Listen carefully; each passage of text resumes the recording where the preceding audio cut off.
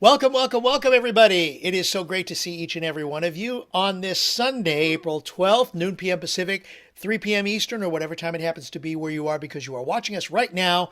It is time for The Master's Mind. And this is where we get to end our previous week and start our beginning of the new week with a really cool message. And who better than to deliver that to all of us than our mentors in chief? So without further ado, let's get it started. Ladies and gentlemen, please welcome Terry and Robert Hollis. Thank you guys so much again. I love you, Unlimited Wisdom family and community. Hi, Deborah. Hi, Star. Hi, Sarah. Hi, Fahad, Michael and Angela, Dustin, Arthur, Lisa Marie, and Melody, and of course, my lovely wife, Terry, and CJ the ZJ. Thank you very much for getting on here. So, hi, Scott. One of the things I thought that let me just start out with just sharing a photo here. I don't know how many of you guys have watched this Disney tune. It's funny, the name In and Out. As soon as I said I don't remember, now I remember. But I don't know if you guys have ever seen, this character Joy. But it was really, really funny, sort of the subject I'm going to be talking about today. And one of the things is that, it seems like everything is just so serious. Hi, Scott. Thanks a lot for jumping on. And Deborah Grady, thank you. And one of the things is I just want each and every one of you, this is sort of the post that I posted today as well. And then we'll get into a little bit of the subject to it. So I think some of you seen this post. If I didn't do it, in his presence there is fullness of joy.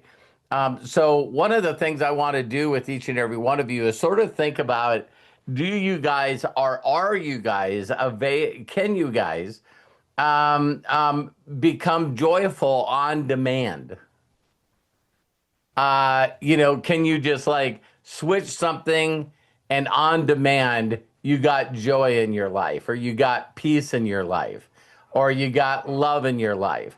Because a lot of times what people don't realize is a majority of the time that they're running around, they're either running on neutral or a little in reverse. Because if you're not paying attention to your emotions and you're not doing it deliberately. And so it was funny, my wife and I were talking. I don't know if it was this morning or last night, probably was this morning. But Terry's going, I'm going to find a place to play bingo. And how many of you, if you went and played bingo, how many of you think that you could do that in despair? Maybe you could. But Eric, thank you for jumping on here. So one of the things that we always talk about all these different things about, your aspect of being connected. But again, most people are running neutral. So what is something that you could do every single day? Because just like all the words that we use, peace, love, harmony, there's so many words that can be wrapped around that. How many of you really, really can get control of that? Because one of the things that we talk about in practice is, what if you could actually change your state? And I'm not talking, from Montana to Arizona. I'm not talking like changing that kind of state, right? I'm just talking, how many of you can really, really change your state of mind? And if you learn to change your state of mind and you can do it on demand, now you're not allowing the rest of the world or the things in the world to constantly be throwing you in one bad mood, or one, angry mood, or this is not justified. And, it's like, the way that I've always explained it is, once you can get yourself in that tractor beam, of joy, and you're in that energy, vortex, or whatever you want to call it. Once you're in there, how easy is it for you to see something or hear something and it sucks you out of that tractor beam? And you really got to be aware of that because, I know a lot of people that the stuff that we're talking about right now, they just do not know anything about it. You know what I mean? So all day, every day, they believe that they have control over their emotions and they do not. They absolutely do not. And so you see something on TV or you're doing I was thinking about this even with the concept of doom scrolling, right? And one of the things that I realized about doom scrolling is that, first of all, I don't know if you guys know this, but do you guys know that you can train your algorithm? Sure. So if you notice, if you just click on things that give you joy, they're just going to give you more of that. But one of the things that I noticed is that, as they're trying to sneak something in on you, clickbait or whatever, I always say this phrase, and you guys have heard me say this. There's a group of people that are for something, and then there seems to be a smaller group, a larger group of people that are against something. And one of the things that I just recently noticed is that, I watch UFC fights all the time, right? And there was some pretty crazy stuff. That's why fights, I think, are so, for me anyway, and like racing, it's so live time. You know what I mean? So since you're watching it live time, there's all this drama that's brought up in it. But as soon as the drama is brought up, then something that wasn't supposed to happen happens. So you get like an underdog that goes in there, and then all of a sudden it's like, yeah, I was telling Terry about that story. It's like as soon as Jerry seen his component get hurt, then it was all of a sudden you seen this compassion come in. Like if you hurt your knee and you can't fight, I'm not gonna pounce on you. And then he gets knocked out. And it was like he's like, I learned a lesson. But one of the things that I seen last night all over the place, but I didn't see this, is like if you ever see the what is it called? The post interviews for a USC fight, they're always online, but you can watch them on TV as well. And Dana White will come out and say what the audience is, and da da da da da, and who won, the fight of the night, or who won, these big bonuses for the fastest knockout, or whatever. And so it was crazy that I seen all these posts last night about Donald Trump showing up at the UFC fight, and it's nowhere close to how exciting it was when he showed up last year at a UFC fight. And they showed the audience and they're going, what's happening to the UFC? It's like hardly no one's there. And it's like I'm watching the fight, and of course this is clickbait, but people are underneath there going, did you show up before the first fight? it's like, every UFC fight is sold out. It's crazy. And I watched it when Donald Trump came out, and it's just as crazy and loud as it always is. But it's I've never ever seen that post. Are you guys knowing what I'm about ready to say? I never have seen a post say another UFC fight sold out, and it seems like they keep getting more excited. See, that would be a positive, exciting post, but no one gives a rip about that. It's someone saying something negative or untrue so that the post can just get all this traffic, like, you idiot, blah, blah, blah, blah, blah. And of course, you can't just make it about UFC. You got to throw, the orange guy in there as well. And that really can build a lot of comments. And so, again, going back to this whole concept. Hi, Matt. Thanks for jumping on.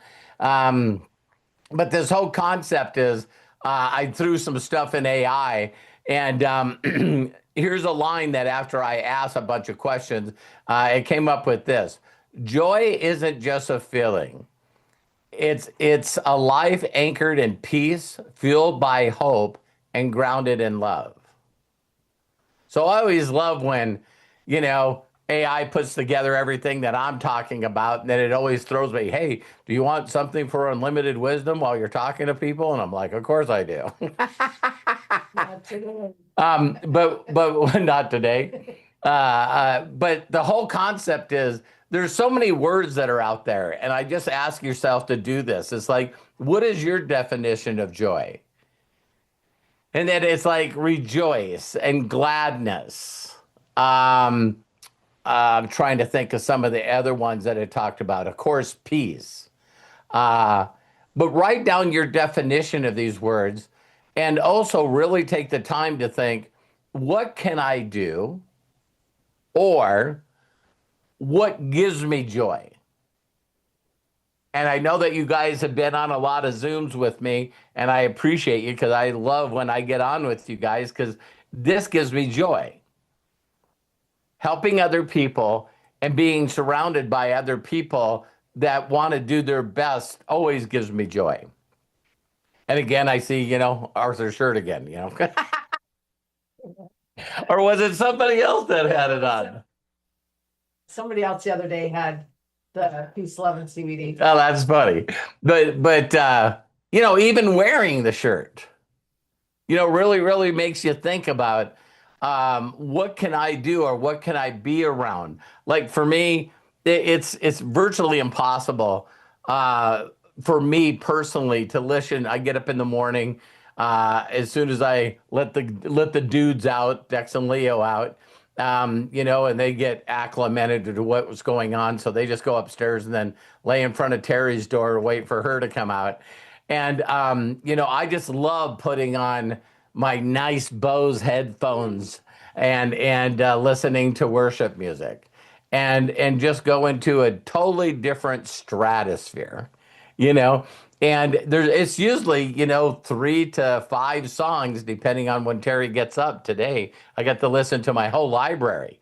You know what I mean? It's like, Holy moly. wow, did you oversleep? It's gone 7:37. What the hell? I picked up at 7:26. What the hell? She slept 15 minutes more than she. Half the day's gone already. Hi, Jim. Great to have you on here. But He had the t-shirt. yeah, Jim had the t-shirt yesterday, so Arthur's wearing it today. So the whole concept again is, a lot of people really, really, really always say to themselves, and I'd ask you guys to try to do this, is a lot of people have a tendency of saying, I'll be happy when, I'll have joy when, and they always are writing these things out that they feel like they got to accomplish before they do that. Like some people just love to drive. They just love to drive. You know what I mean? And of course she's got some toys to drive around in, I listen to music. but she can't. Music as I drive. Yeah, but she just gets a big, grin on her face when it's time for her to take her car someplace. And it's like, how many of you think that I drive when we're driving together? No, no, because I'm not as good as driver as she is, and she'll tell you. She lets me know, and so hey, I just let her drive and I don't say anything. But it gives me joy to watch her drive. A couple other words: contentment, blessed. Of course, how are you? Blessed and highly favored, and deeply loved. Another word is favored. You know what I mean? Delight, contentment, hope. But one of the things, again, is I really believe that if you took the time to write your definition of these words and then ask what you could do on a day-to-day basis to put you in that mood, to change your mental, your emotional state, so that if you practice always changing your state to a good state, then you'll realize that, man, it comes in very, very handy. They always say that, learning how to do something like this is not something that you do while you're emotional. You know what I mean? So you're flying in traffic and someone cuts you off, this is not a good time to find out whether or not you can change your state. Craig shaking his head no. You know what I mean? And so that's really all I wanted to talk about today, is that we've been talking about a lot of different things. And I thought that especially after Easter, there's people that, I know people that think about Easter, but it's for some reason they don't think about the joy of it. You know what I mean? I'm going like, I think you're missing the whole story. It's like, so, again, think about what you can do to constantly put yourself in a state where you're full of joy, full of happy. And as I was thinking about doing this with you guys today, I really seriously thought, what are some of the things that I could change to put myself in an instant state? And again, that's a lot of things that we do. It's like I'm usually not very unhappy when I'm watching UFC fights or NASCAR. I don't have a lot of outside habits. But when I leave the house, it's date night with my wife, Terry. I don't care where we go. You know what I mean? Because I get to sit across from her and hear her complain about things. And it just puts a big smile on my face. So full of shit.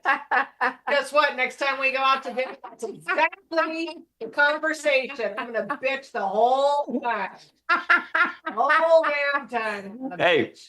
You're welcome. Are you guys seeing what gives me pleasure right here? It's like I just have to poke the bear a little bit, Mama Bear, and then it's like, hey. Oh, so heavy. You know what I mean? So there, I showed you live time what I do to get joy in my life. So I love and appreciate you guys. Anything to say? Said it. You got anything that gives you joy? Oh yeah, I like to. Well, I don't like to cook dinner, but at 5 o'clock I get my ass up and I go cook dinner. I put my earbuds on. Sometimes I have a beer. I like to listen to my music, drink my beer, make dinner. I like to bake too, so. But that gives you joy? Yeah, yeah. Oh, okay. Listen to music, drinking beer. Come on. What's bad about that, you know? All right. So love you guys. Have a great Sunday. And for some of you that know NASCAR, Bristol's right on right now. So I gotta get to the Bristol Motor Speedway. I think it's a half-mile oval track. And so I think they got to go around this track 40 some cars 1,000 times. Oh God. I could do that 500 in my car. All right. Bye everybody. Love you guys. See you later.